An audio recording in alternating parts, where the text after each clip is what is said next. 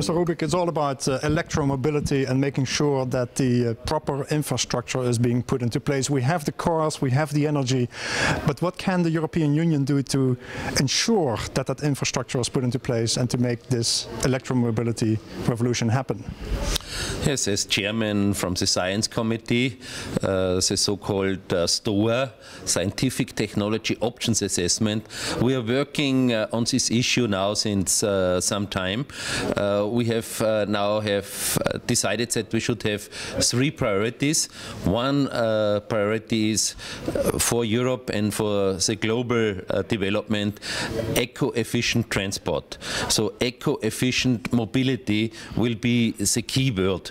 So what alternatives do we have in eco-efficient transport? It's the question on long-distance transport for goods, for heavy goods, or short-term transport of people within a city, urban transport. So we need a lot of options and solutions, and our committee, together with the scientists, is developing different structures.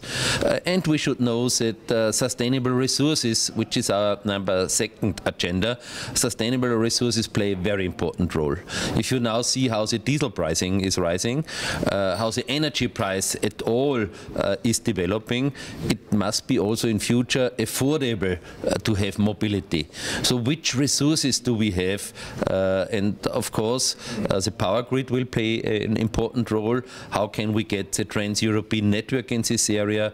What do we have to harmonize? Where do we have mutual recognition? A lot of questions are there on the table, and we work on solutions. And the third area, at least, is e-government security and social networks. The communication between the people and the goods which are in transport is very important. So there is a lot of ICT infrastructure behind, software behind, equipment behind, where we develop different options. And the question is, in which options do we need harmonization, or which options could get in competition with each other? And that's really crucial questions, and we are very happy that Orga Lime is helping us and advising us in this area how to do better, and I think together we can create a win-win situation. Many options are on the table. There's a lot of regulation issues being discussed. You are on top of that. You see what is happening. From that perspective, what concretely would be your advice to companies operating in that infrastructure situation? You know, at least it's also public relation. We have, in Europe, we have a lot of TV stations where the education should play a more important role. And I think education through either TV, radio, or social networks, as I said, is very helpful.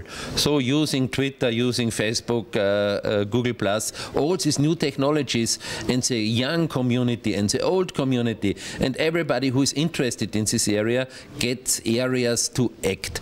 And so public relation, communication will play the major role to help these new technologies to be a success. So it's about creating awareness to gain support for this development.